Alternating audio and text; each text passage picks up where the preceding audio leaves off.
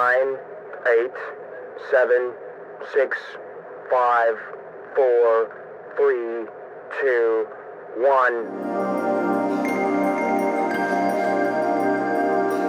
Welcome, everyone. Welcome to the inaugural RETCON Build Conference. We're so glad to have everyone here digitally. My name is Patrika Elise, and I'll be your MC for the next hour of the show. We've got some incredible content planned for you today. I just have a few key items to run through before we get started. This conference, as you've probably noticed, runs on the SwapCard event platform. Everything you need to have an amazing summit experience can be found right here. First, let's talk about networking. In order to find your connection request, meeting request, and conversations with other attendees, simply click on the My Event button, which you can find here. By clicking into this feature, you'll be able to view your networking conversations and connection requests, and see your meetings and meeting requests. Now, let's talk about the technology exhibits. The RETCON Build Summit features incredible technology products and services that were hand-selected by the RETCON team. Each one of these companies has the ability to help you push your company forward. Take a second to click around the virtual booths and explore what they have to offer. Inside, you can find more information about each company, as well as helpful white papers and other downloadables. And that's it. We think you'll find SwapCard very intuitive and easy to use. Now that you're familiar with the SwapCard platform, let RETCON Build begin. I'll now welcome James Sharon, the producer of RETCON, to introduce today's agenda and the first speaker.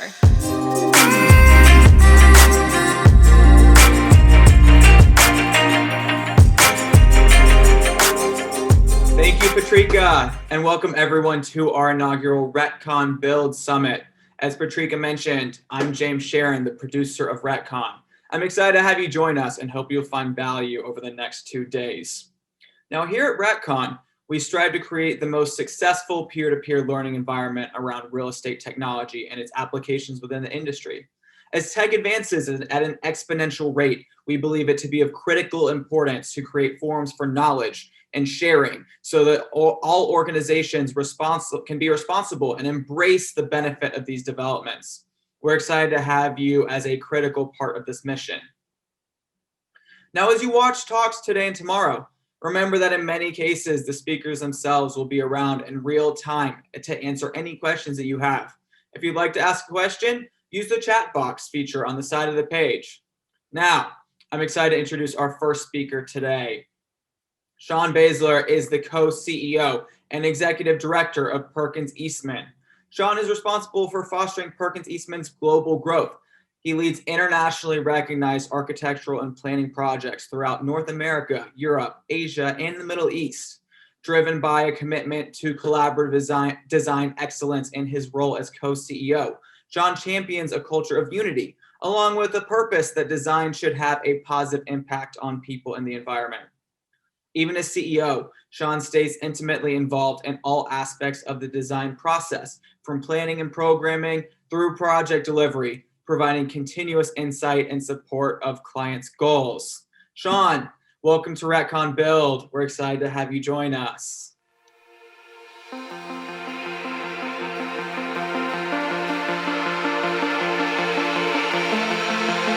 Thanks, James. Nice to be here. Of course. Well, we can start off. We have a couple, very interesting topics to dive into, but would love to hear, a little bit more about you and how everything's been going at Perkins Eastman. Great. Well, thanks. Thanks for having me. This has definitely been an interesting year, I think, for everybody. Came with a lot of challenges, but we've kind of looked at this as new opportunities also. So, we are excited to finally get back into some of our offices and have things open up a little bit more as we have light at the end of the tunnel here. So I'm actually in our Austin office today, and in one of the states it's a little bit more open. But a little bit about Perkins Eastman. We're a global architecture firm headquartered in New York with 21 offices around the world. I'm the co-CEO and executive director. And our markets really focus on everything from large scale mixed use and urban planning to healthcare and education to commercial and mixed use. And we've have the opportunity to really work all over the U.S. as well as globally. Great, great. Well, you guys certainly are keeping busy, I'm sure. Definitely. Yeah. So let's dive into technology. Big picture, Sean. What evolutions have you seen in technology and architecture and construction? Well, there's a lot of evolutions, and I think some of them that we've seen before the pandemic have actually been accelerated a little bit before the pandemic, and I think that's been good. And I always try to separate technology within the industry on sort of two parts. There's the production part, which is how we use BIM and how that's becoming much more integrated into the design process, the production process, and the construction process, and that sort of really becomes sort of a whole seamless thing where it's bringing together the design, the consultants, the owner, the users, the contractors together. And so that part, I think, is we're seeing pushed a lot more, especially since teams have gone remotely and everybody being able to work on the cloud. And that's a big part of the technology shift that we've seen, and that was happening much more before the pandemic also. But now with teams more remote, I think it's being used and accelerated a little bit more. The other part that I'd like to talk about a lot is how technology informs the design and the programming process. I always say as architects, we need to learn how to get in earlier and stay later with our clients. As the part in the middle, the production part becomes much more automated and more streamlined. It's how we use data and technology on the creative and the thinking and the programming part and the analytical part at the beginning of the projects. And so we've been investing a lot in technologies in what we call data analytics and predictive analytics, and which helps inform before the design process begins. And that's been quite interesting on everything from sort of large scale on our citywide scale projects where we're looking at how, whether it's pedestrian and traffic flows and things like that, and how they're working and how we're mapping that and making informed decisions, to working with healthcare providers to understand the predictive analytics on the communities that they're serving and how they'll grow over time. To down to the buildings, to sort of understanding how buildings will be used and how they'll be changed. So using the technology sort of in the very early stages before there's ever a project on understanding patterns, behavior, emotion, and things like that has been really interesting for us. And as much as we're investing in the production side of technology, we're also investing it on the analytical side on the early stages of projects. Super important for any stakeholders and the end users as well. Tons of great potential there for sure. Headaches saved all around. And something you touched on as well is BIM and modeling. I think you guys are doing some really interesting applications with modeling. I'd love to learn more. Yeah, well, the BIM model really is kind of the hub of everything now. When you move into it, it starts very early on in the process, and it becomes the design tool, but it also becomes a production tool that everybody works on. It's allowed us to integrate teams from all over the world just within our own projects, but it's allowed us to bring in all the other teams and the consultants too. So having everybody work on that one model allows much more fluidity to the process, and helps you eliminate clashes as you sort of move on. And so I think where the industry still has a lot of evolution to happen is how you move from that into construction. And so we are seeing a lot more on how the BIM model is used to then go and inform the construction and then ultimately the operation of the project. And so it really depends on the project. It really depends on the owner, sometimes the country where we're working in on how that BIM model sort of evolves through the process. And but I think that's just going to continue. That's what we create, the real asset of the project is the BIM model, because that will have ultimately will carry through the life of the building. Yeah, for sure. In relation to that, visualization and virtual reality, there's a ton going on in that space. Are you guys utilizing any of that? Tons of it, and that's always fun as architects, right? Because we're in a visual industry, and finding new and creative ways to be able to design and present our designs to clients. And much more before the pandemic, we really started to get into virtual reality and augmented reality, and this was pretty cool. We've now really sped that up a lot, because with everybody working remotely, the one thing that we've all missed over the past year is being able to sit in a room and hang drawings up around, have models in the room, have clients come in, and everybody sort of be around it. So the impact of design when you're just presenting it on your screen or on a laptop when people are sitting at home, sometimes it's very hard to really present the spatial aspect of a design to a client. So we've actually we used virtual reality quite a lot over the last year, where we've loaded the designs on there, shipped the headsets to clients, and then had meetings that way. So part of the presentation is a bit 2D like this, where people are on laptops or on a Zoom call. But a lot of the meetings are when people have the headsets on, and they can kind of connect with each other and sort of experience the virtual room or virtual space, or walk around the building together. And that's been really helpful. And it's not perfect yet, but it's added another dimension to the design process, and it's added another tool, I think, to the toolkit in being able to present designs. So we think that's going to continue. It's going to get better and better, the way that our design teams are using the tools and the new tools and plugins that are out there for it. So that's something we're really excited about. And I think if it was a pretty bad year, but there's a few good things that we think came out of how we all work, and that's one of the things that we feel will stick with us. So you think this will stay post-pandemic, potentially even become a standard? Well, yeah, definitely. I mean, it's sort of the new toy right now, but definitely it adds another dimension, just like models and just like drawings and just like fly-throughs and all those things that we do. Now the virtual reality is really part of the design process on a lot of things, not everything, but many of them. That's great. Something I'd love to dive into, of course, important to everyone from architects to anyone using the building, anyone walking around the street. Commercial real estate, of course, is a big piece in making a more sustainable environment. What are architects and designers and GCs doing to kind of play this role, and what role does technology play? Sustainability has sort of been an interesting discussion over the last few years, and I think that, again, the pandemic has accelerated that conversation and pivoted it in a different way. To me, and to a lot of us, sustainability is a baseline. Buildings, environments, we all know that the climate is changing, the environment's changing, and we all, as designers, have to play our part into solving that and into making the world a better place. So, but the conversation that has really changed is, how does that all have an impact on us as human beings and as users of the buildings and the places that we live, work, and play. So the idea of wellness has been very important, and this was happening well before the pandemic hit.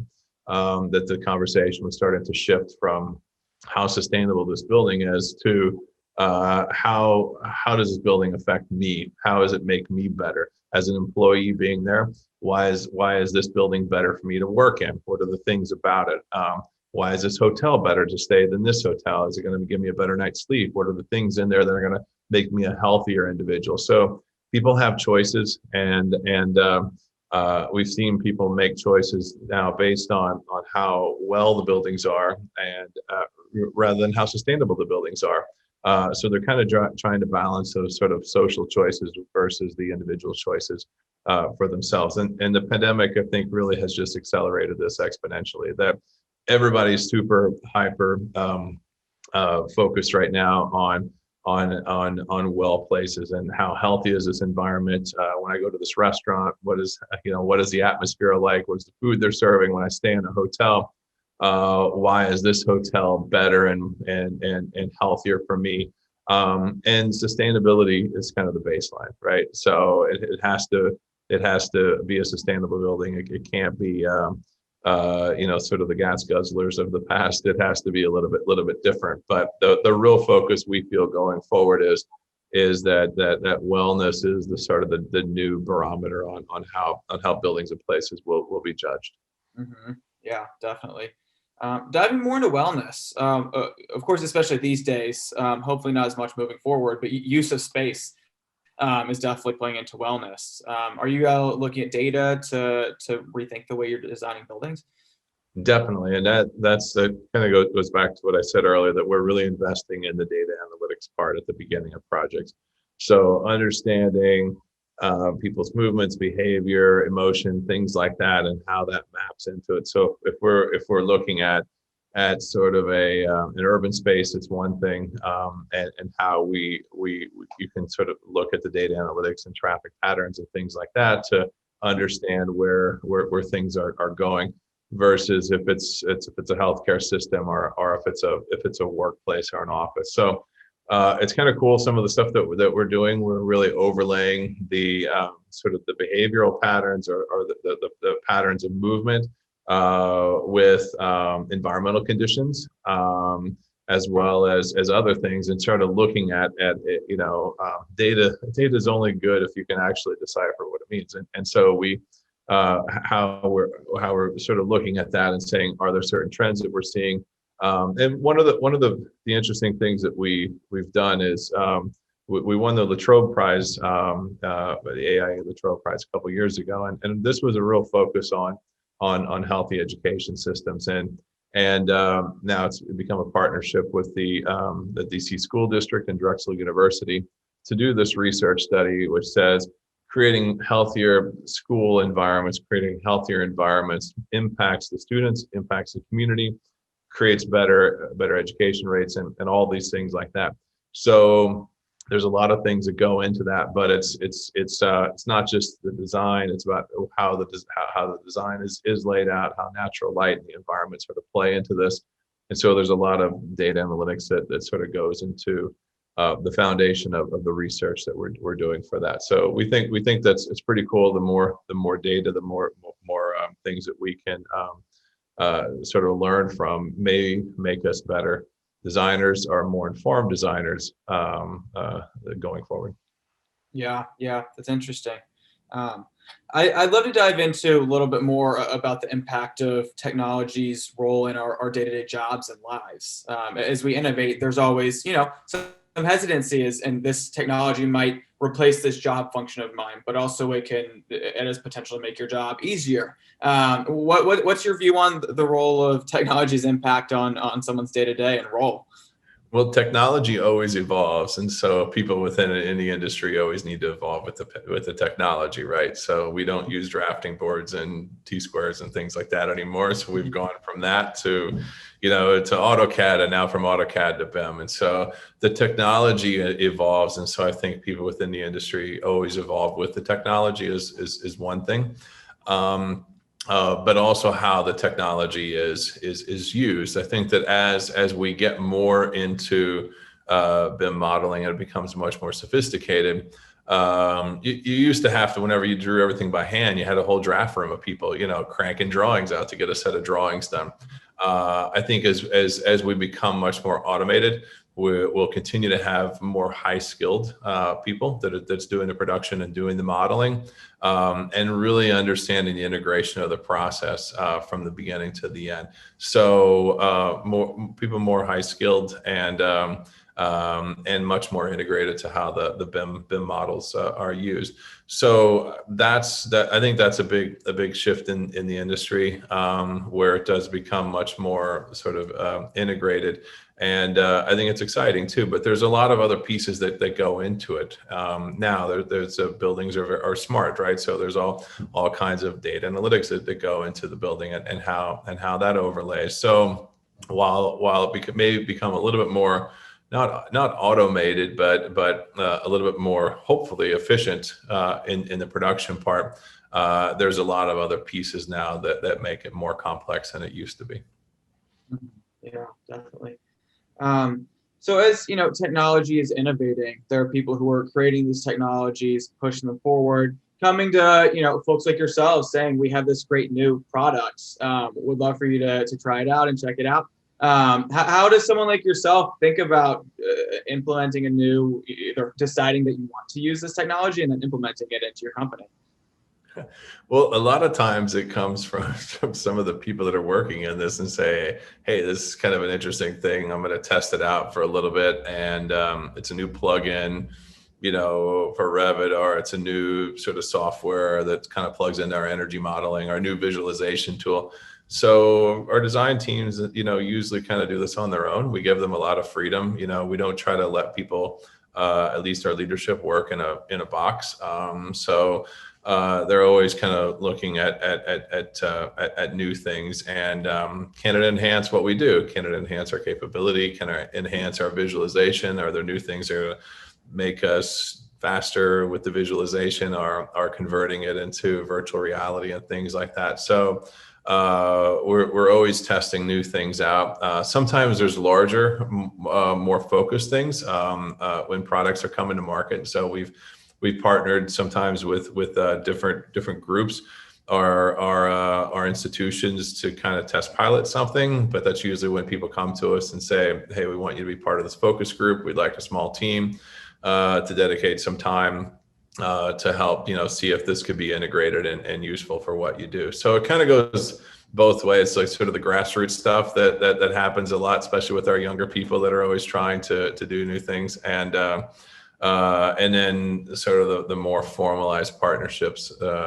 sometimes when either service providers or our institutions come to us to test pilot something larger. So yeah, that's interesting.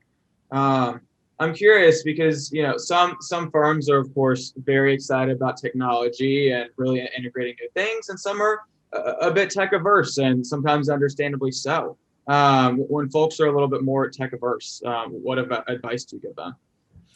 Well, technology can't solve all your problems, and we struggle also with a balance that I believe that as much as technology is just another tool. It's just like AutoCAD was a tool, right? People said once we start drawing by hand and move to the computer, it's going to destroy everything. Well, it didn't. We found a way to balance that. Our design teams draw as much by hand still. Everything starts with a sketch. We got trace paper all over the place. Still hasn't, the drawing hasn't changed. But AutoCAD didn't kill that. The same thing with Revit. So I think that you can't rely on technology for everything. Design still is an iterative process and involves a lot of things. A computer or technology isn't going to design for you. You actually have to put it in there. So having that balance of being able to still be a creative thinker, but use the technology as a tool to help the design process is really important for us. And even when we hire, I mean, when we're hiring, particularly in our design teams, we're looking for a balance of people that can still come in and do a great sketch. And because those are the quick things that could really relay an idea, but we're looking at as a balance on how they can then model it and present their ideas. So I think that the firms that are maybe not as far along the path in technology, it's okay. They'll eventually get there. We all do. I think we were one of the later firms, I think, probably moving into BIM about a decade ago when other firms were. So I think it's really when the timing is right for everybody. But there's wonderful tools at everybody's disposal. They're not right for everybody. And I think firms, should be able to embrace the technologies that are right for them, but also recognize that being a good designer doesn't mean you know how to use the technology better than somebody else. Great advice. I'm sure a lot of people are taking notes right now. Wow, Sean, thank you. That was an amazing way to start off RETCON. Next up, we have Lance Hosey. Lance Hosey is an acclaimed architect, author, advocate, and public speaker whose work focuses on new ways to improve the impact of design. He is presently the Chief Impact Officer at HMC Architects. Lance has authored 2 books, contributed to several others, and published hundreds of essays on design for the New York Times, the Washington Post, and many other media outlets, including monthly columns in the Huffington Post. He has spoken at TED and keynoted South by Southwest Eco. He has also won the American Institute of Architects Sarah Booth Conroy Prize and the Michael Khalil Endowment Smart Design Award.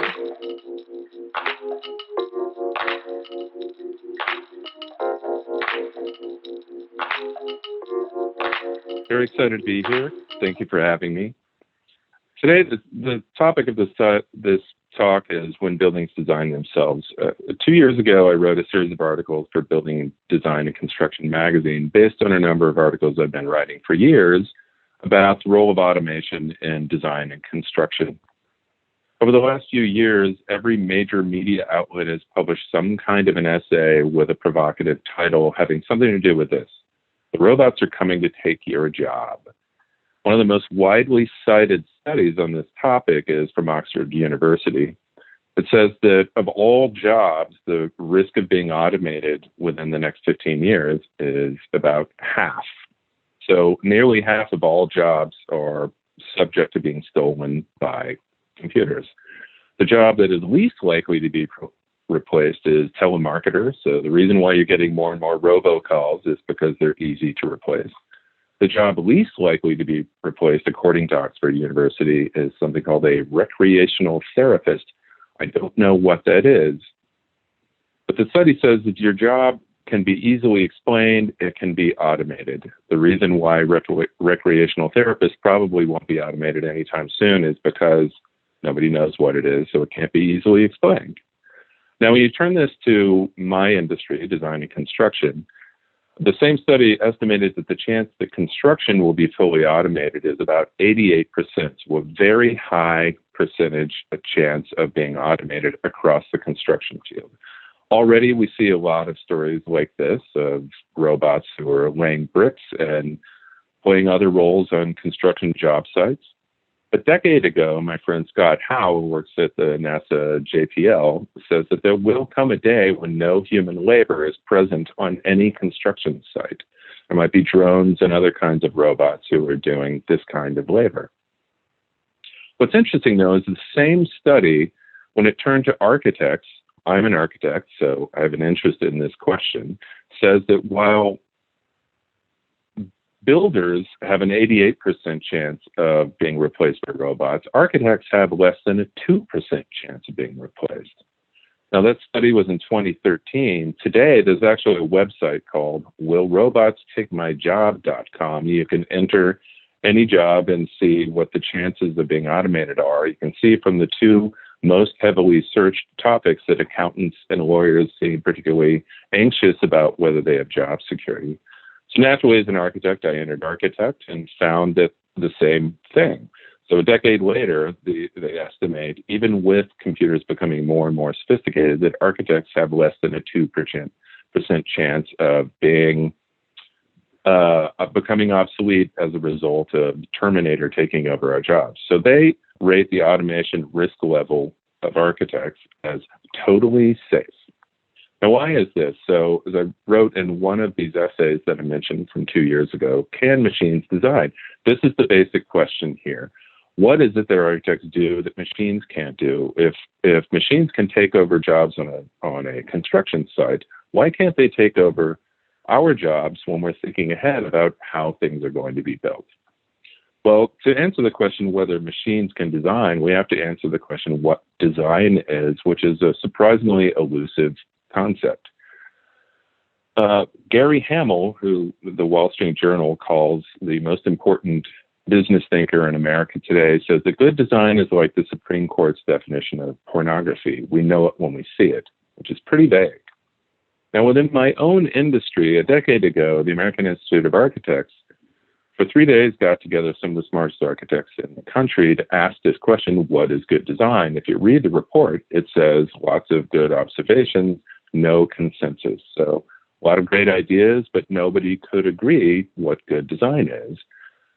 So that leaves me with a question that's plagued me for years. If we can't say what good design is, how can we practice it?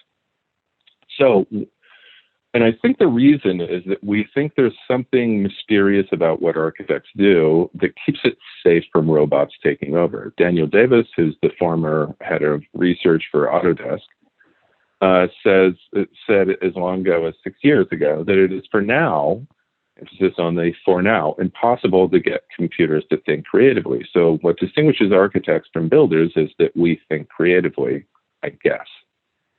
And yet 6 years ago, people also thought that robots were not capable of doing funky dances, and Boston Dynamics is proving that wrong. Kevin Kelly, who's one of the co-founders of Wired, wrote an incredible book called What Technology Wants. It says that robot replacement is just a matter of time in every field. He specifically calls out architecture as one of those fields that will not be safe. And the reason is this, that there's a burgeoning field of artificial creativity, that in fact, this is considered to be the next revolution in creativity is from AI. In fact, there have been lots and lots of examples, an incredible number of growing examples of machines creating art. Some of it is crap, but then so is some of human art. Ray Kurzweil, who's considered the guru of AI, basically says that by now, computers are capable of approximating, or close to capable of approximating, the computational ability of one human brain, and by mid-century, computers will be capable of mimicking the computational ability of all human brains.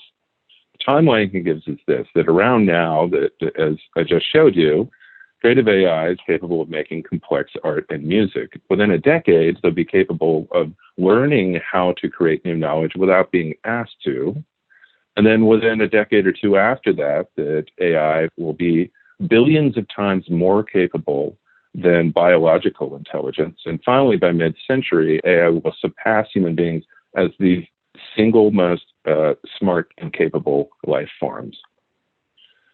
So if that's the case from the real experts on this, you return to that series of articles I wrote. We asked our readers, which is primarily architects and builders, about these questions. And one of the questions we asked is whether they feel that automation and AI are threats to job security in their field.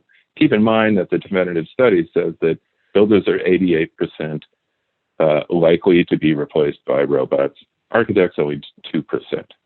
But over three-quarters of readers of building design construction 2 years ago said that essentially this would never happen, that it's not a threat to their job security, even though the experts in the field say that it is. So, at heart of this is this question, will AI ever match or exceed the intelligence or creativity of humans? And generally speaking, nearly 80% said no, that's not possible, even though, as I just showed you, Ray Kurzweil and many other experts, Kevin Kelly, say that it absolutely will happen. So what accounts for the disconnect? What's really fascinating here is the 20% gap between how builders answered that question and how architects answered that question. About 2/3, not quite 2/3 of builders say that computers will never match the intelligence and creativity of humans, but over 80% of architects did. So what is it about that? Do architects have less knowledge than builders do about the likelihood of this? Or is it that architects feel particularly insulated in their role? I think at the heart of this is that we tend to think of construction as a trade or a science that can be easily automated, whereas we think of architecture as an art and something that can't be automated easily. Some of the most famous architects who have ever lived have said that architecture is essentially art and nothing else. Fast forward to today, Santiago Calatrava says that architecture is not only an art, it's the most abstract of all arts. Which begs the question, what really is art? Like design, it's one of those sort of elusive terms, far more elusive, in fact. But conventional wisdom is that art is really just about self-expression. You look at all the most popular sources on what art is, that's essentially what it boils down to. And some of the most celebrated architects alive say that the same thing, that architecture is art and therefore architecture is self-expression, and that is the right of the architect. Possibly the most famous story ever told about an architect, the Fountainhead, is about that it is about the creative genius of the architect. So in a series of columns I wrote for Huffington Post several years ago, I took issue with this and said that I think that if art is self-expression, we shouldn't think of architecture as that, because architecture is meant first and foremost to serve the public. You can make a painting in your attic and no one ever has to stumble across it, but you can't avoid people using buildings in public space. But this idea is such anathema in our industry, but even just the headline alone angered a number of people. A respected design journalist I know, when I posted this on social media, she responded, "Claptrap," and I asked her whether she had actually read the essay, and she confessed that no, she hadn't. She was just responding to the headline. So the very idea that architecture might not be art is so antithetical to what we have been taught to believe that we dismiss the idea outright. Another friend of mine asked, well, if architecture is an art, what is it? And I said, I don't know that it needs to be compared to other fields or disciplines, but we tend to think of art and science as opposites. So what would happen if we thought of design more as a science and less of an art, meaning we have a methodical process that we use to get to a better outcome, which sounds very promising. But the reality is that this idea of the dichotomy between art and science is very old-fashioned. E.O. Wilson at Harvard says that, in fact, the difference between art and science and thinking of the two as different is a modern conceit, goes back to Descartes, and it is responsible for our challenging relationship with other living systems, meaning climate change and environmental degradation are primarily coming out of the fact that we think art and science is different. And until we close that gap, those relationships will remain challenging. This is the fundamental theme of my book, The Shape of Green, which came out in 2012. It basically presents a set of principles about the aesthetics of sustainable design, or more generally about how the standards of good design and green design should merge. We think of good design as an art, green design as a science, and we should blur the lines between those two things.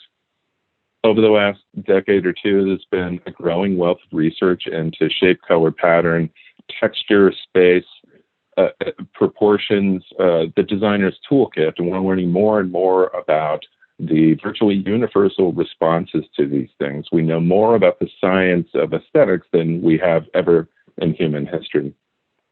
Some of the most famous buildings really just boil down to simple proportions and geometry, composition.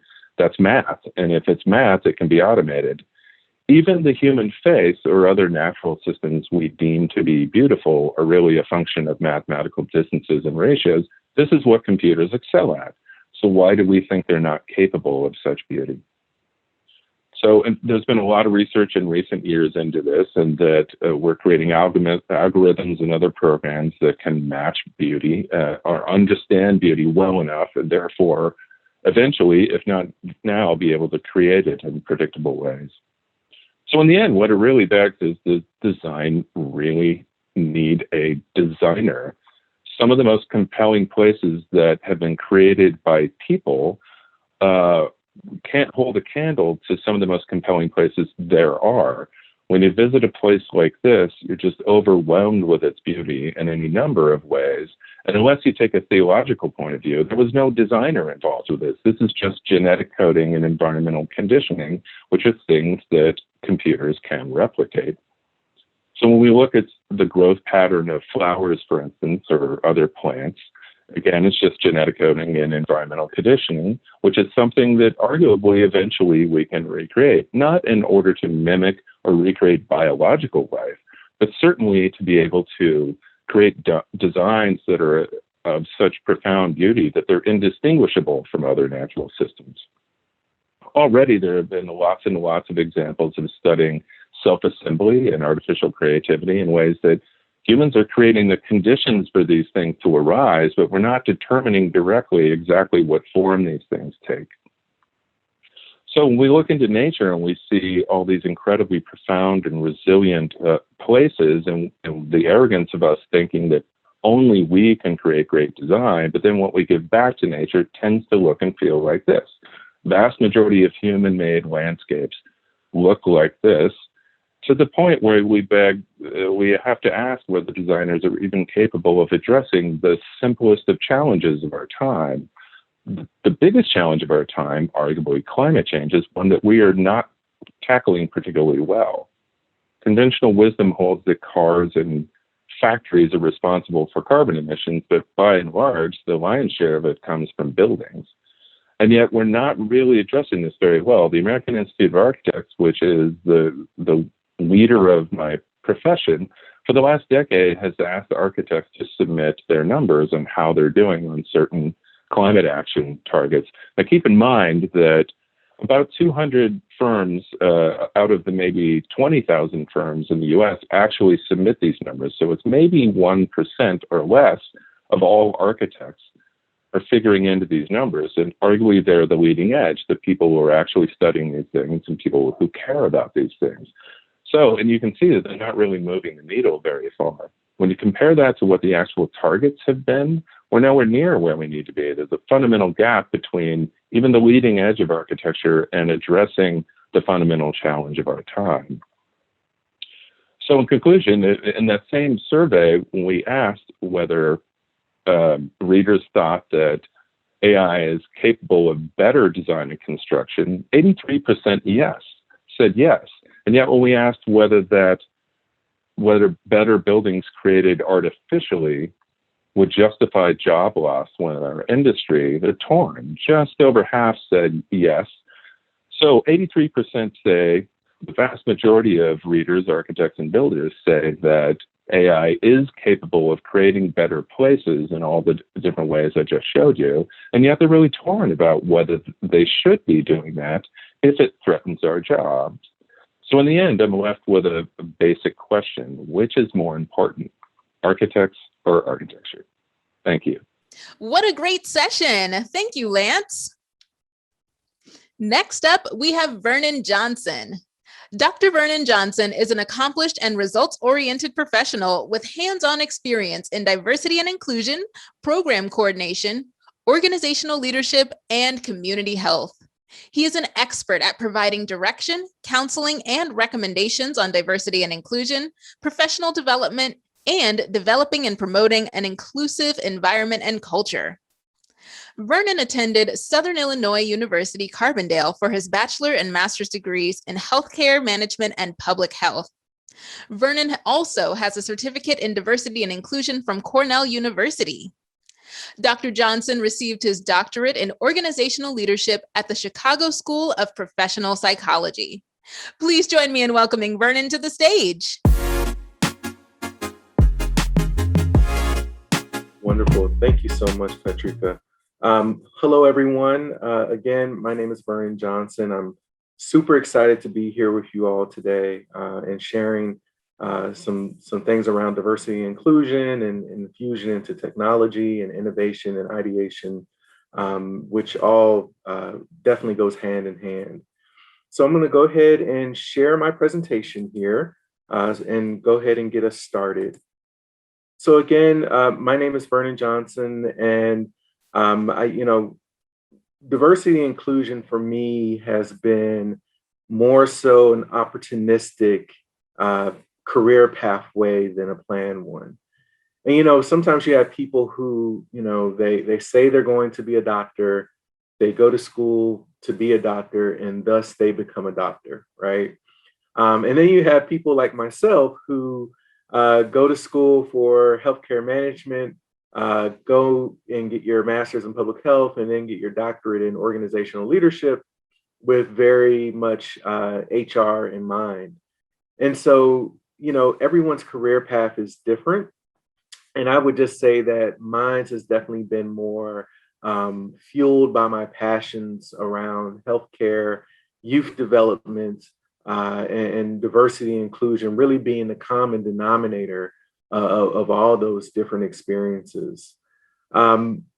Recently, I came on board to Brookfield Properties, which is a worldwide real estate organization, and very much thrilled and honored and privileged to be a part of the organization.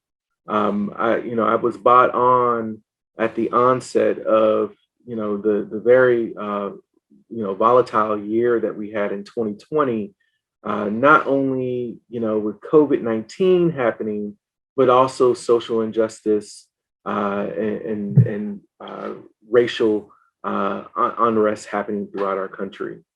And so it really was a defining moment, not only for me as a professional, but I think for the entire country and world, that racism, social injustice, systematic oppression are things that organizations need to address now and going forward. And the thing is that we have to recognize that organizations are these pillars and communities that really help, that can really help to thrive and push the needle forward. And what I mean by that is that we have gone, when we think about our workforces, for example, we have gone from very much a strength-based economy where, your worth was predicated on how strong you were in terms of the work output. Then it moved to more of a knowledge-based economy, which I believe that we're still in. And I think we're moving towards a different arena, which is an emotionally intelligent workforce, where people really want to have psychological safety in the workplace as a means of bringing their authentic and best selves to work and being productive. Because what people are doing and saying is that if you don't have diversity and inclusion at your organization, if you're not taking it serious, I'm not going to come and work at that organization, right? They're going to go elsewhere. And people really are leaving organizations and are losing top talent because of that. And when you have people who leave, especially from diverse backgrounds, you're losing innovation and ideas and creativity for your organization, which is so key and important for companies and for our society, period. So what I'm going to kind of talk about here today is a few things, really just kind of diving into diversity and inclusion as a whole, talk about some of the things that we're kind of doing on our end, and then really looking at the current climate of things and some things in the workplace that really impact employees. And I'll kind of talk about some of the other things that we're doing programmatically. So what I would love for everyone to do is to think about a high school dance that you attended, whether it be homecoming, turnabout, prom, some type of social, whatever it may have been. And I want you to think about, the fun that you had at that dance, right? Did you go out there and actually dance? Did you go with your friends? I really want you to think about that, right? And I really love this analogy by Brene Myers, who is actually one of my mentors, and she's the current head of diversity and inclusion at Netflix. And I had the privilege of working with her at my previous organization on a diversity and inclusion event for our employees. And she has this quote, which is, "Diversity is going to the dance and inclusion is being asked to dance." So it's not just enough for me to go and be present, but I also need to be a part of the mix. I need to be engaged, involved, and have a good time just like everyone else. And I think with that type of mindset, we can truly build out an inclusive workforce and an inclusive environment for people so that they can feel respected, connected, and valued and able to bring their authentic selves. And it really starts in how we define diversity and inclusion. And I think we have oftentimes heard of all the different terms and things like that. And I think people group things together and they don't really understand that diversity and inclusion is really a journey. And diversity is really about the mix, and inclusion is making the mix work. So when you think about the diversity, we think about all of the differences of who we are. Simply stated, everyone is unique. And inclusion, creating the environment where everyone feels respected, connected, a sense of belonging, valued, and able to bring their authentic selves to work to better serve our business. Essentially, everyone's contributions are valued.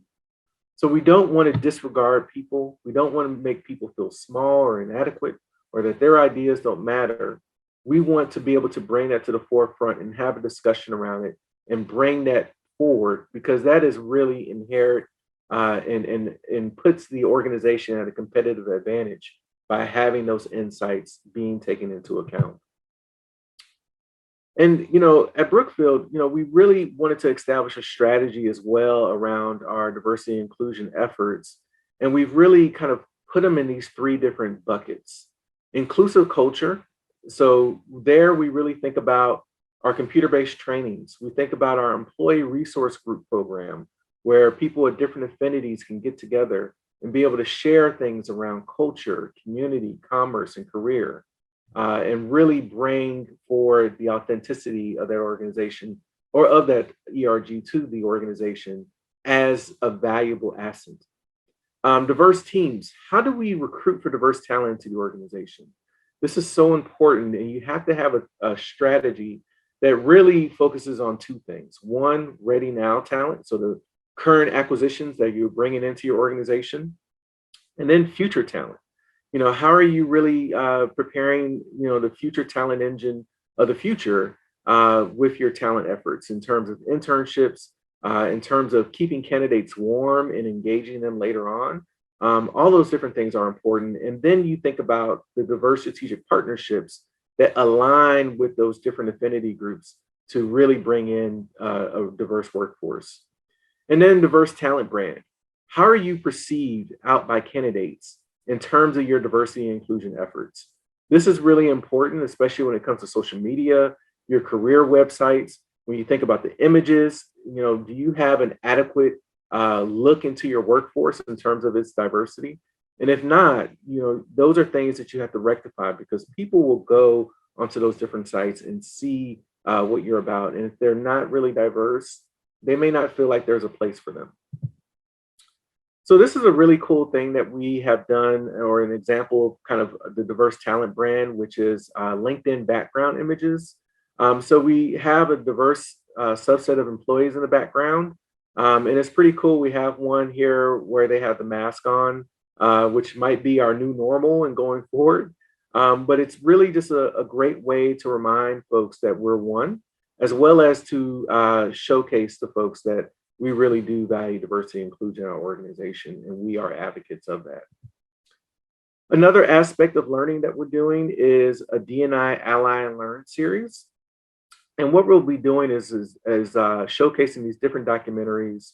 So the first one being Alzheimer's, a Love Story, that focuses on a Chicago gay married couple. And one of the gentlemen's, his husband is suffering from Alzheimer's, and it goes through the journey of that experience.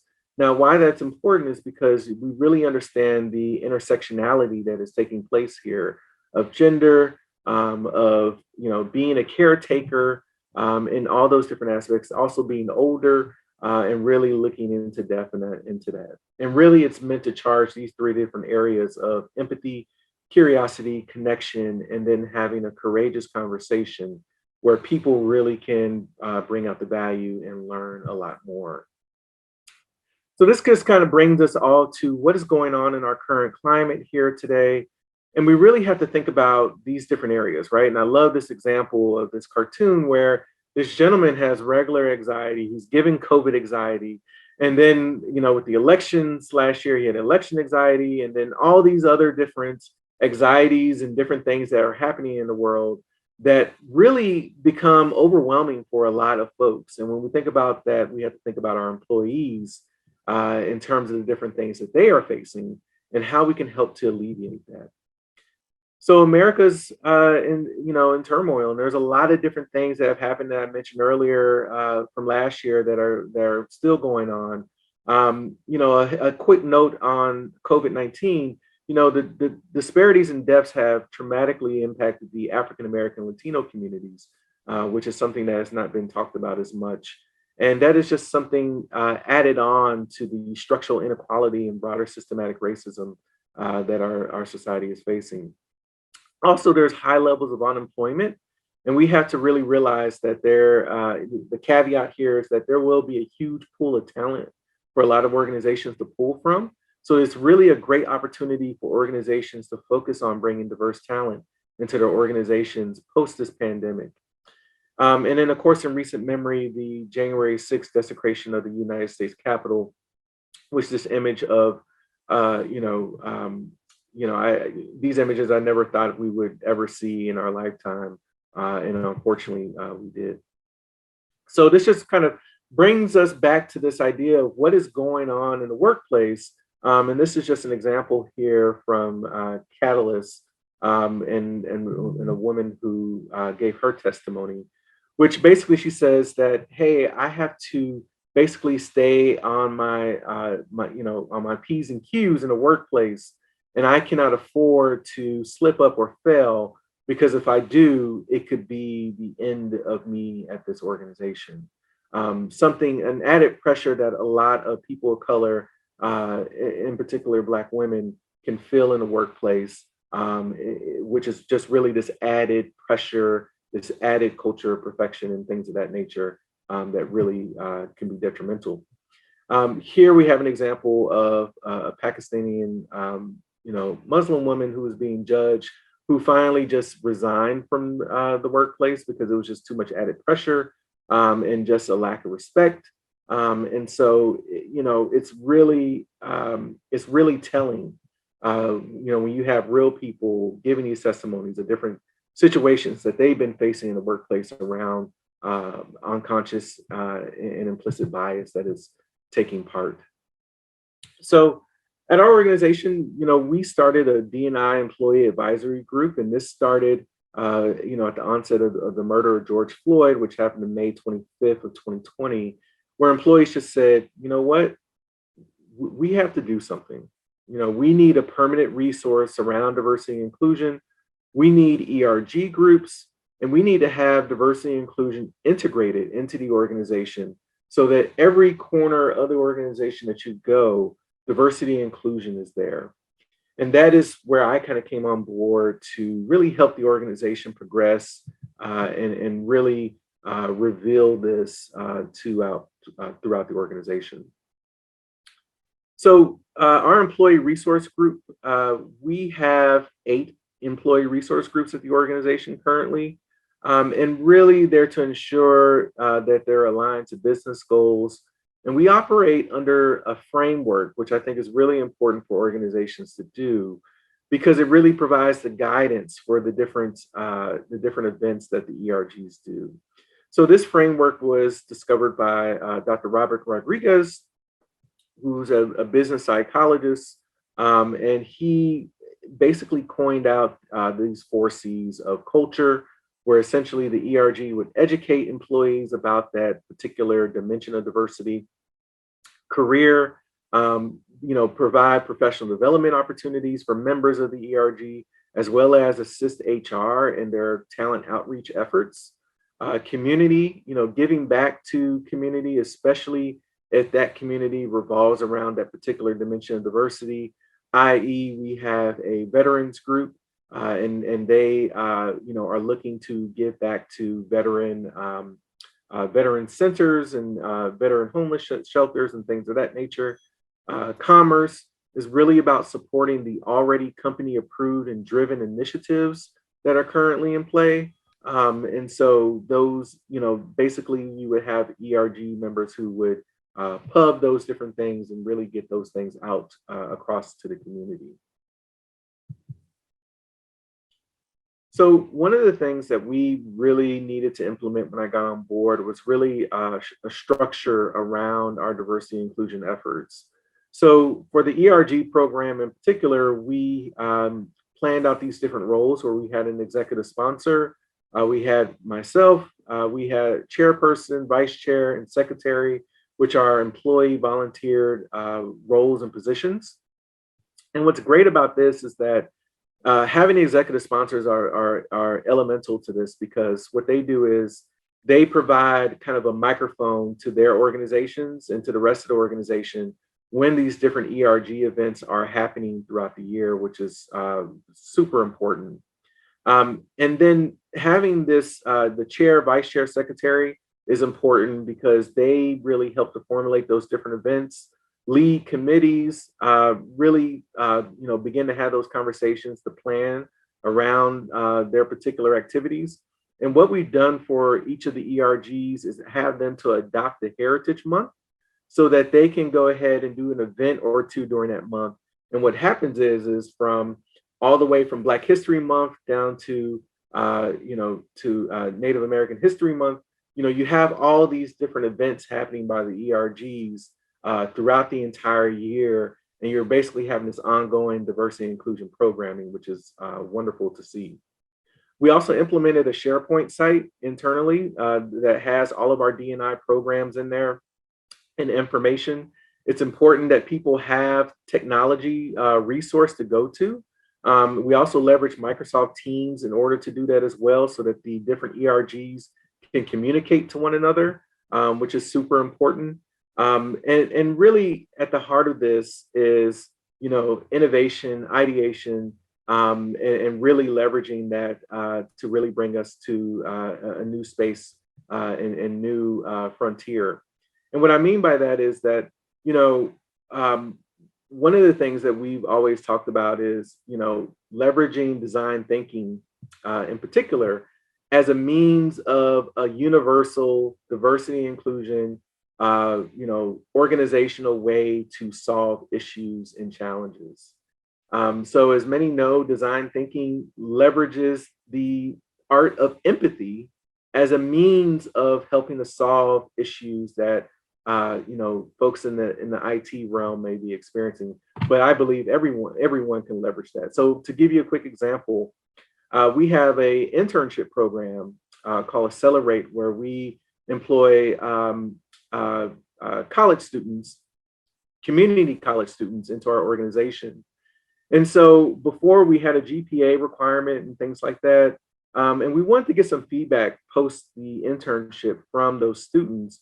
And one of the bits of feedback that they gave us was that, they would love to recommend the program to some of their peers, but felt like they wouldn't be good candidates because we had kind of a high GPA requirement.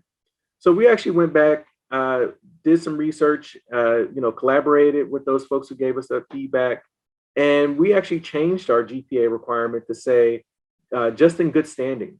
So we got rid of the 3.2 or 3.3 or whatever we had on there, and just said, we would like for you to be in good standing. And what that does is it promotes a more inclusive, requirement, so that students can feel more at ease and be able to, be a part of this internship and not have to worry about, a GPA requirement that may not be telling of their character and just who they are as a person. So really excited by leveraging design thinking as a means of really, employing kind of an organizational way to tackle challenges and issues for the company. So like I mentioned, we have 8 ERGs. So we have HERD, which focuses on Hispanic Latinx employees, our Pride Network, our Engaging Intergenerational Team. So this is a group that really focuses on the intergenerational workplace, which is something that a lot of organizations may not pay attention to as much, because it's not a phenotypical characteristic where basically you kind of see something and you are kind of applying it to a certain group. So this is great because within the next 10 years, our workforce is going to be completely integrated with Gen Z, millennials, Gen X, and so forth. And so it's really important to know some of the characteristics of those different generational groups and to really harvest that talent so that you can really create a cohesive workplace. Ability focuses on disability inclusion for the workplace. Brookfield Black Professionals, Heart, helping Asian Americans reach togetherness, Brookfield Women's Network, and then Supporters of Military Families and Veterans. All wonderful groups and really important, especially when we think about that 4C model in terms of really harnessing an inclusive environment for everyone. So these are just some business objectives. We want to make sure that we have business integration, employee engagement, communication, brand outreach, and professional development. So it's really about ensuring that resources are paid attention to those internally, and then that helps us to invest and do so externally as well. We really feel like diversity and inclusion is really is really about managing, two different core things of information and people. And it's really about, making better heads, hearts, and hands in terms of the different work that we do and the relationships that we have both internally and externally, and ensuring that we have success all around. So I just wanted to showcase the different heritage months here this year, so you can kind of see how the programming is kind of done here. So each ERG would adopt one of these months, and then they would do 1 to 2 events during the month. And then for some of the groups who don't have a heritage month, such as the Engaging Intergenerational Teens group, they would go ahead and adopt a month that has an NA next to it and do their programming for that selected month. So without further ado, I just would love to thank you for your time here today. This has been wonderful, and I hope that this presentation and some of the thoughts that I shared are helpful for you and your organization. Thank you. What a great session. Thank you, Vernon. That's it for today's general session. We're going to take a short break, and then at 2:30 Eastern time, the tracks will begin. We have 3 tracks today: project delivery, future of building, and design innovation, where we'll be taking a deep dive into industry trends. All tracks have world-class speakers, so you can't go wrong. Enjoy.